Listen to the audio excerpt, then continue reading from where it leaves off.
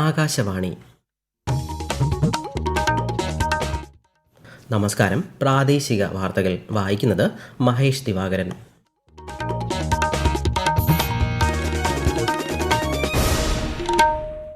പ്രധാന വാർത്തകൾ.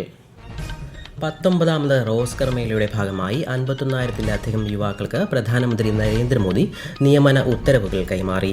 വികസിത ഭാരതമെന്ന ലക്ഷ്യം നിറവേറ്റുന്നതിൽ യുവജനങ്ങൾക്ക് നിർണായക പങ്കെന്ന് പ്രധാനമന്ത്രി.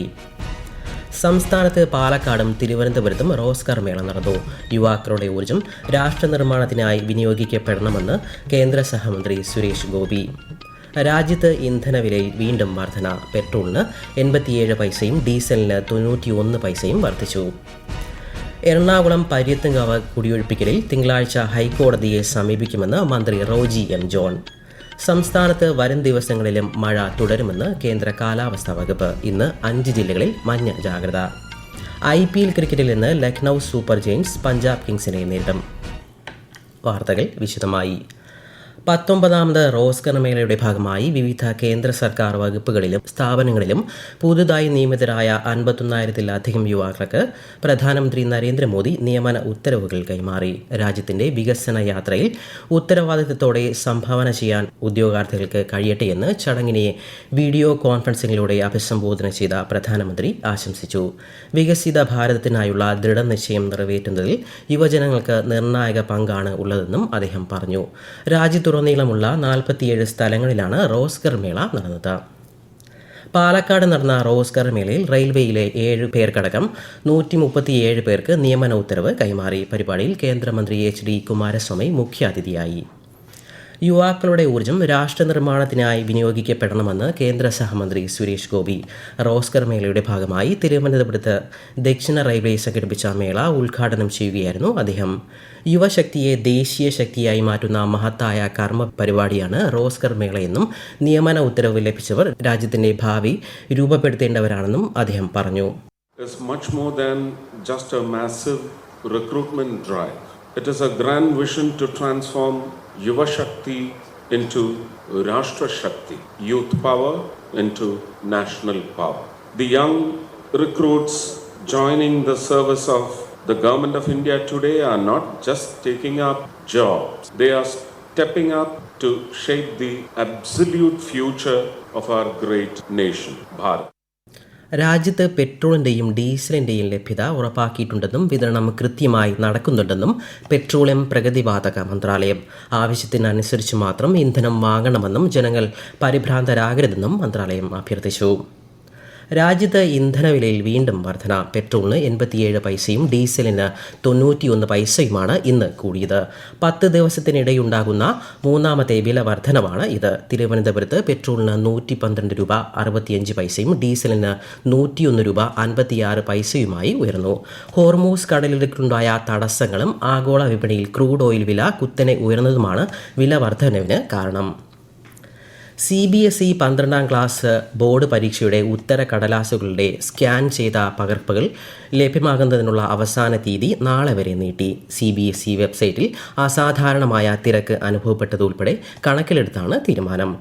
നീട്ടിയ സമയപരിധി പ്രയോജനപ്പെടുത്തി നടപടികൾ വേഗത്തിൽ പൂർത്തിയാക്കാൻ CBSE വിദ്യാർത്ഥികളോട് നിർദ്ദേശിച്ചു. UPSC സിവിൽ സർവീസ് പ്രാഥമിക പരീക്ഷ നാളെ നടക്കും. കേരളത്തിൽ തിരുവനന്തപുരം, എറണാകുളം, കോഴിക്കോട് നഗരങ്ങളിലെ വിവിധ കേന്ദ്രങ്ങളിലായി ഏകദേശം 21,000 ഉദ്യോഗാർത്ഥികൾ പരീക്ഷ എഴുതും. രാവിലെ 9:30 മുതൽ 11:30 വരെയും ഉച്ചയ്ക്ക് ശേഷം 2:30 മുതൽ 4:30 വരെയുമാണ് പരീക്ഷ. തൃശൂർ മാരാങ്കോട് 2 കൈ ഉന്നതികളിൽ ജില്ലാ കളക്ടർ സന്ദർശനം നടത്തി. ചാലക്കുടി താലൂക്കിൽ മണ്ണിടിച്ചിൽ ഭീഷണി നേരിടുന്ന അരേക്കാപ്പ്, വീരാങ്കുടി ഉന്നതികളിലുള്ളവരെ മാറ്റിപ്പാർപ്പിച്ച കശുമാവിൻ തോട് ഉന്നതിയിലെയും 2 കൈ ഉന്നതിയിലെയും ജനങ്ങളുമായി ജില്ലാ കളക്ടർ ശിഖ സുരേന്ദ്രൻ സംവദിച്ചു. കൂടുതൽ വിവരങ്ങളുമായി ആകാശവാണി തൃശൂർ ജില്ലാ പ്രതിനിധി ഭരിത പ്രതാപ്. 46 കുടുംബങ്ങൾ താമസിക്കുന്ന കശുമാവിൻ തോട്ടിലെ പുനരധിവാസ സ്ഥലത്തെത്തിയ ജില്ലാ കളക്ടറും സംഘവും ഉന്നതിയിലുള്ളവരുമായി സംസാരിച്ചു.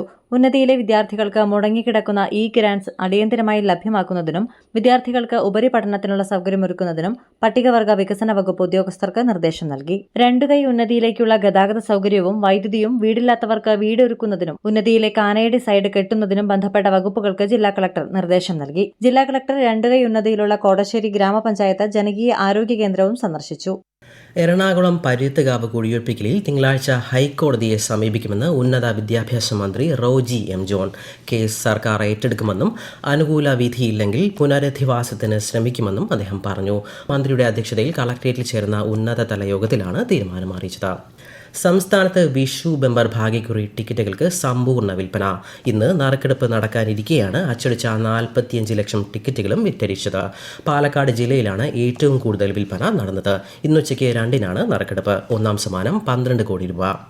ഈ വാർത്തകൾ ആകാശവാണിയിൽ നിന്ന്.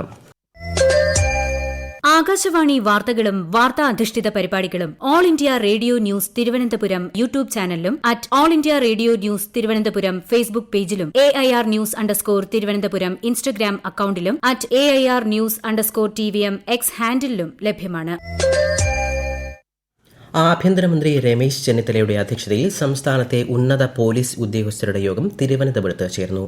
SP റാങ്കിന് മുകളിലേക്കുള്ള ഉന്നത പോലീസ് ഉദ്യോഗസ്ഥർ പങ്കെടുത്തു. സംസ്ഥാനത്ത് വരും ദിവസങ്ങളിലും മഴ തുടരും. ഇന്ന് 5 ജില്ലകളിൽ കേന്ദ്ര കാലാവസ്ഥാ വകുപ്പ് മഞ്ഞ ജാഗ്രത പ്രഖ്യാപിച്ചു. ലക്ഷദ്വീപിലും മഞ്ഞ ജാഗ്രതയാണ്. ശക്തമായ കാറ്റിനും മോശം കാലാവസ്ഥയ്ക്കും സാധ്യതയുള്ളതിനാൽ കേരളം, കർണാടക, ലക്ഷദ്വീപ് തീരങ്ങളിൽ ഈ മാസം 26 വരെ മത്സ്യബന്ധനത്തിന് വിലക്ക് ഏർപ്പെടുത്തി. IPL ക്രിക്കറ്റിൽ ഇന്ന് ലക്നൌ സൂപ്പർ ജയൻസ് പഞ്ചാബ് കിങ്സിനെ നേരിടും. രാത്രി 7:30 ലക്നൌവിലാണ് മത്സരം.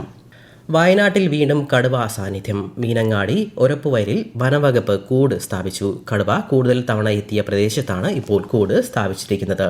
വിശദാംശങ്ങളുമായി ആകാശവാണി വയനാട് ജില്ലാ പ്രതിനിധി അരുൺ വിൻസെന്റ്.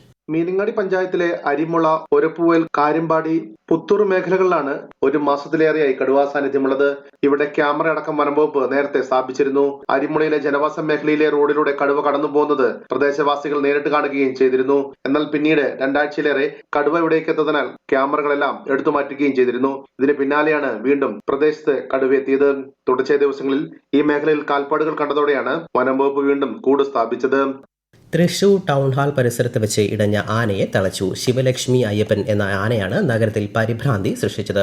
വീടുകളുടെ ഗേറ്റുകളും വാഹനങ്ങളും ഉൾപ്പെടെ ആന തകർത്തു. നായയെ കണ്ട് ഭയന്നാണ് ആന ഇടഞ്ഞതെന്നാണ് പ്രാഥമിക വിവരം. പോലീസും എലഫന്റ് സ്ക്വാഡും വനംവകുപ്പ് ഉദ്യോഗസ്ഥരും ഉൾപ്പെടെ സ്ഥലത്തെത്തി ഏറെ നേരം പരിശ്രമിച്ചാണ് ആനയെ തളച്ചത്. ഇടുക്കി മൂന്നാർ ടോപ്പ് സ്റ്റേഷനിൽ വിനോദസഞ്ചാരികൾക്ക് നേരെയുണ്ടായ അതിക്രമത്തിൽ തമിഴ്നാട് പോലീസ് പരാതി സ്വീകരിച്ചു. തേനി കളക്ടറേറ്റിൽ നിന്നും നിർദ്ദേശം ലഭിച്ചതോടെയാണ് തമിഴ്നാട്ടിലെ കൊരങ്ങണി പോലീസ് സ്റ്റേഷനിൽ പരാതി സ്വീകരിച്ചത്. ടോപ്പ് സ്റ്റേഷൻ സ്വദേശികളായ വിനോദ്, ഋത്തിക്, ഡേവിഡ് എന്നിവർക്കെതിരെ ജാമ്യമില്ലാ കുറ്റം ചുമത്തി. ആക്രമണത്തിൽ വിശദമായ അന്വേഷണം നടത്തുമെന്ന് ടൂറിസം മന്ത്രി PC വിഷ്ണുനാഥ് പറഞ്ഞു. കഴിഞ്ഞ ദിവസമാണ് വർക്കല സ്വദേശികൾക്ക് നേരെ മൂന്നാറിൽ ആക്രമണം ഉണ്ടായത്. തമിഴ്നാട്ടിലെ തിരുപ്പൂരിൽ മതിയായ രേഖകളില്ലാതെ നിയമവിരുദ്ധമായി താമസിച്ച 25 ബംഗ്ലാദേശി തൊഴിലാളികൾക്ക് പ്രത്യേക കോടതി 2 വർഷത്തെ തടവ് ശിക്ഷ വിധിച്ചു. വസ്ത്രവിതരണ സ്ഥാപനത്തിൽ ജോലി ചെയ്തിരുന്നവർക്കാണ് ശിക്ഷ ലഭിച്ചത്. ഇവരിൽ നിന്ന് ബംഗ്ലാദേശ് പൗരത്വം തെളിയിക്കുന്ന തിരിച്ചറിയൽ രേഖകൾ പോലീസ് കണ്ടെത്തിയിരുന്നു. തിരുവനന്തപുരം വഴുതക്കാട് കാഴ്ച പരിമിതർക്കായുള്ള സർക്കാർ വിദ്യാലയത്തിൽ വിവിധ ഒഴിവുകളിലേക്ക് ദിവസവേതനാടിസ്ഥാനത്തിൽ നിയമനം നടത്തുന്നു. Female matron, night watchman, Braille list തസ്തികകളിൽ ഈ മാസം 25-നും, craft teacher, female guide, cook, male matron തസ്തികകളിൽ 29-നും പ്രായോഗിക പരീക്ഷയും അഭിമുഖവും നടത്തും. Wayanad Pallikkal government LP school ഈ അധ്യയന വർഷം തന്നെ UP സ്കൂളാക്കി ഉയർത്താൻ സംസ്ഥാന ന്യൂനപക്ഷ കമ്മീഷൻ ശുപാർശ. പൊതുവിദ്യാഭ്യാസ ഡയറക്ടർക്കാണ് കമ്മീഷൻ ഇത് സംബന്ധിച്ച ശുപാർശ നൽകിയത്. പ്രധാന വാർത്തകൾ വീണ്ടും. 19ാമത് റോസ്കർ മേളയുടെ ഭാഗമായി 51,000-ത്തിലധികം യുവാക്കൾക്ക് പ്രധാനമന്ത്രി നരേന്ദ്രമോദി നിയമന ഉത്തരവുകൾ കൈമാറി. വികസിത ഭാരതമെന്ന ലക്ഷ്യം നിറവേറ്റുന്നതിൽ യുവജനങ്ങൾക്ക് നിർണായക പങ്കെന്ന് പ്രധാനമന്ത്രി. സംസ്ഥാനത്ത് പാലക്കാടും തിരുവനന്തപുരത്തും റോസ്കർ മേള നടന്നു. യുവാക്കളുടെ ഊർജ്ജം രാഷ്ട്രനിർമ്മാണത്തിനായി വിനിയോഗിക്കപ്പെടണമെന്ന് കേന്ദ്ര സഹമന്ത്രി സുരേഷ് ഗോപി. രാജ്യത്ത് ഇന്ധനവിലയിൽ വീണ്ടും വർധന. പെട്രോളിന് 87 പൈസയും ഡീസലിന് 91 പൈസയും വർദ്ധിച്ചു. എറണാകുളം പര്യത്തുകാവ് കുടിയൊഴിപ്പിക്കലിൽ തിങ്കളാഴ്ച ഹൈക്കോടതിയെ സമീപിക്കുമെന്ന് മന്ത്രി റോജി എം ജോൺ.